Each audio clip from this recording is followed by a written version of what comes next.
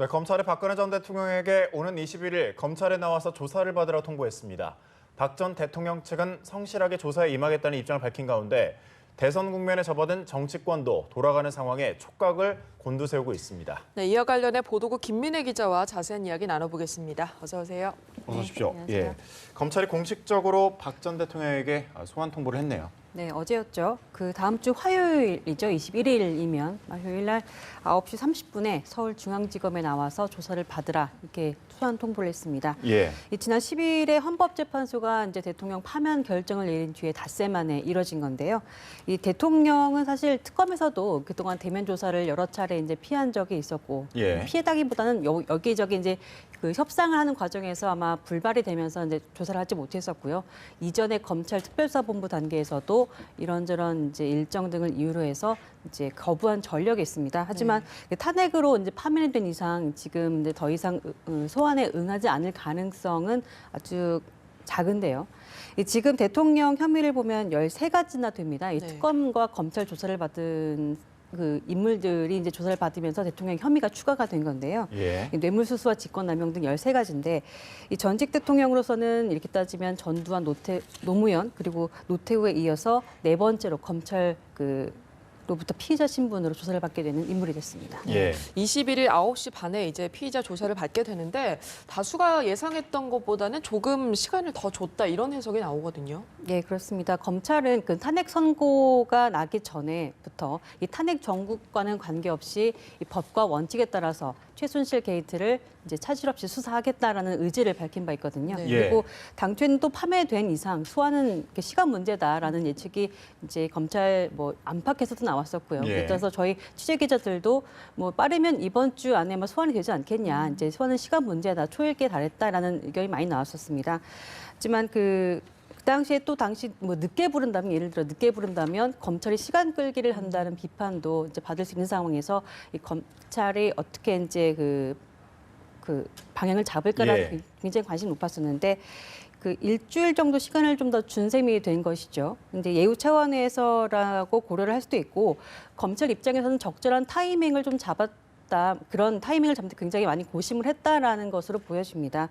예를 들어 이제 대비할 기회를 충분히 주겠다는 건데요. 이 따라서 이제 수사에 대비할 시간을 충분히 줌에 따라서 더 이상 소환을 이제 일정을 조율한다던가 좀 미뤄달라 이런 것들을 조금 배제하려는 게 아닌가라는 생각이 들고요. 또 자연인 신분이 되면서 사실 박근혜 전 대통령은 강제 수사도 가능해졌습니다. 예. 소환에 응하지 않으면 체포영장에 의해서 구속을 할 수도 있는 상황이기 때문에 이제 그런 시간을 충분히 줌으로 인해서 그런 강제 수사 카드에 대한 그 부담도 조금 더 덜려고 했던 게 아닌가 이런 이제 얘기도 나오고 있습니다. 예.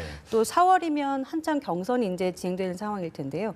이 대선 국면이 돌아가는 상황인 만큼 더 이상 늦어서는 다시 소용돌이의 그 전국 소용돌이에 이제 휩싸여서 논란을 키울 수 있다라는 이제 비판도 나올 수 있기 때문에 이런 것들도 사전에 좀 배제하려는 게 아닌가 하는 해석이 나오고 있습니다. 예. 박 전 대통령 앞서 말씀하셨던 것처럼 거부했던 전력이 있었잖아요. 이번엔 검찰 조사에 응할지도 또 관심이죠. 네, 일단은 표면적으로는 응하겠다고 예. 답변을 했습니다. 어제 변호인단의 태명성 변호사가 얘기를 한 건데요. 그 박 전 대통령이 검찰이 요구한 일시에 출석을 하겠다. 그래서 성실하게 조사를 받겠다고 밝혔습니다. 이 검찰이 아까도 말씀드린 것처럼 충분한 시간을 좀 벌어준 모양새를 취하면서 이 박 전 대통령 측에서도 더 이상 소환에 이제 응하지 않거나 연기해달라라고 얘기할 핑계거리는 좀 사라진 상태로 봐야 되겠죠. 그리고 현직 프리미엄도 사라졌습니다. 예. 예전에는 검찰 조사 응하라고 할 때 일정을 챙겨야 한다든가 여러 가지 이제 바쁘다라는 이유로 이제 몇 차례 연기를 했다가 나중에 검찰이 피의자로 이제 공소장이 적시하니까 그걸 이유로 이제 안 받겠다라고 이제 얘기를 밝혔었고요. 또 특검 조사를 앞두고서는 이제 청와대 경내에서 하는 것은 사전 협의를 한 상태에서 녹화를 하느니 마느니 이런 여러 가지 문제가 있었거든요. 이제 그런 것들이 사실 청와대 프리미엄을 톡톡히 누렸다고 봐야 되는데 지금 상황에서는 파면된 상황에서 이런 것들은 다 박탈된 상태입니다. 네. 그래서 별다른 이견이 생기지 않는다면 아마 검찰 조사에는 응하리라고 봅니다. 예. 네. 박 전 대통령 측의 변호인단도 지금 꾸려지는 중이죠. 예, 그렇습니다. 그 검찰 특별수사본부에 맞서서 이 방패 역할을 할 변호인단들도 속속 합류를 하고 있습니다. 네. 아까 그 의견을 얘기했던 친박 정치인 출신인 손범규 변호사가 이미 중심이 되고 있고요. 이분은 역시 탄핵 심판 때 박 대통령 측 대리인을 조사를 했던 분이기도 하죠. 그리고 그 상당수가 또 합류를 하고 있습니다. 예를 들어 황성욱 변호사, 최명성 변호사, 뭐 위재민, 서성권 변호사 등이 예. 합류를 하고 있고요. 또 어제는 검찰 소환 통보 날짜가 알려지고 나서 유영하 변호사가 사저에 찾아와서 이제 한 2-3시간 얘기를 한 것으로 알려졌는데 여기서도 이제 아마 검찰 수사에 어떻게 이제 대처를 할 것인가라는 것을 아마 논의하지 않았나 이런 관측이 나오고 있습니다. 그리고 이 가운데 아주 흥미로웠던 것이 그 최재경 그 전 민정수석을 예. 접촉했다는 얘기가 있었잖아요. 그래서 청와대 민정수석 지내기도 했던 분인데 아마 조금 이렇게 변호인단에서 탄탄한 이제 방패를 만들기 위함이 아닌가 싶은데 아마 그 막 고심 끝에 이제 고민을 끝에 고사를 했다라고 이제 알려지고 있습니다.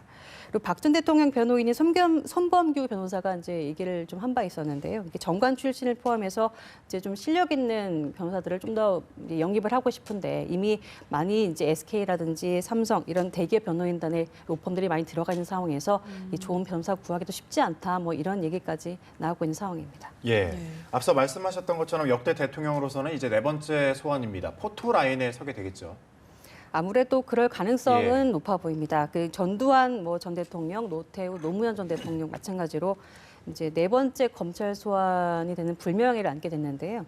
그리고 이분들 역시 전례에 비춰보면은 다 포토라인에 섰습니다. 그래서 예. 검찰 관계자 역시 그간 과거 전례에 따라서 이제 그 결정을 하겠다, 판단하겠다라고 말한 것으로 봐서는 포토라인에 설 가능성이 높습니다. 그 노무현 전 대통령의 경우는 2009년에 이제 포토라인 선 뒤 대검찰청에 들어가 조사를 받았었죠. 그리고 앞서 노태우 전 대통령도 1995년 그 수사를 받을 때 포토라인에 서서 뭐 얘기를 하고 이제 들어가는 모습이 있었잖아요. 그 조사를 받게 되면 이제 서울중앙지검 지금 대검 중수부는 예. 없어졌으니까요. 서울중앙지검 7층에 있는 영상 녹화실에서 받을 것으로 보입니다. 이곳은 그 최순실 씨가 조사를 받은 곳이기도 한데요. 네. 이곳에서는 조사의 전 과정이 이제 녹음 녹화가 됩니다. 그리고 이곳에서 아마도 검찰 한 10여 명 정도가 이제 조사에 참여할 것으로 지금 계획이 잡혀 있는 것으로 알려져 있습니다. 그 검찰이 준비한 질문지가 꽤 많다고 해요. 뭐 네. 여러 가지 혐의가 13가지나 된다고 말씀드렸던 것처럼 뭐 조사할 분량도 많고 이제 물어볼 것도 굉장히 많을 것 같은데 한 200여 쪽에 달한다고 하거든요, 질문지가. 그리고 아마 전 대통령을 뭐 한두 번 뭐 계속 몇 차례 부르는 것은 또 뭐 모양새가 맞지 않은 그렇죠. 만큼 예. 검찰 입장에서도 한 번에 조사를 끝낸다는 얘기를 하고 있어서 아마 꽤 오랜 시간 조사 분량도 많은 만큼 9시 반에 예를 들어 들어간다고 하면 다음 뭐 날 새벽이라든지 이런 때 나올 가능성도 뭐 높아 보입니다. 예. 이렇게 다음 주에 박 전 대통령을 조사하게 되면 뭐 현직 대통령도 아니고 좀 불명예스럽게 내려오긴 했지만 어느 정도 예우는 갖출 것으로 예상이 되는데요. 예, 그 현직은 아니죠. 분명히 말씀드린 것처럼 현직은 아니고 게다가 파면을 당한 상황이기 네. 때문에 이 박 전 대통령에 대한 예우가 어느 정도까지 이루어질지에 대한 관심도 많을 수밖에 네. 없습니다. 일단 출석 과정에서 박 전 대통령은 소환 당일에는 청와대 경호실의 경호 아래 그 사저에서 청사로 아마 이동하게 될 것으로 보입니다. 예. 이 전직 대통령 예우 가운데서는 경호와 경비가 있기 때문인데요. 이것은 그 임기를 다 마치지 않고 이제 나간 대통령에 대해서도 아마 기간의 차이는 있지만 경호와 경비를 할 수 있다는 그 조항이 있습니다. 그래서 경호실 같은 경우에는 근접 경호를 한다고 치면 경찰 같은 경우에는 뭐 여러 가지 소란에 대비해서 이제 그 사저 외곽 경호라든지 아니면 그 검찰 당시 이제 소환됐을 경우에 검찰 주변에 이제 인력을 배치해서 경비를 예. 하게 될 것으로 보입니다. 그 검찰 단계로 넘어가면 몇 가지 경우를 좀 따져볼 수 있을 것 같습니다. 예를 들어서 신문을 할 때 어떻게 하겠느냐, 그러니까 호칭을 무엇으로 하느냐에 대한 예우도 좀 고려를 해볼 수 있거든요. 원칙적으로는 피의자 신분이라면 피의자라고 이제 신문을 받게 됩니다. 네. 예, 뭐 기록조사엔 당연히 피의자로 이제 적시가 되고요. 근데 과거를 살펴보면 대통령 호칭을 사용할 가능성도 점쳐집니다. 그 대통령 조사 때 예우 차원에서 이제 대통령 피의자라는 말을 쓰지 않고 대통령이라는 말을 썼었거든요. 그 예를 들어 노태우 당시 그 조사를 받을 때는 문영호 당시 중수 이과장이 대부분 전 대통령이라고 이제 부르면서 조사를 했던 적이 있고요. 전두환 전 대통령 때도 그렇고 노무현 전 대통령 때도 대통령이라는 단어를 썼기 때문에 아마 그런 것들을 고려하면 뭐 박근혜의 피의자라기보다는 박근혜 전 대통령 이렇게 얘기를 할 수 있지 않을까 이런 생각이 좀 들고요.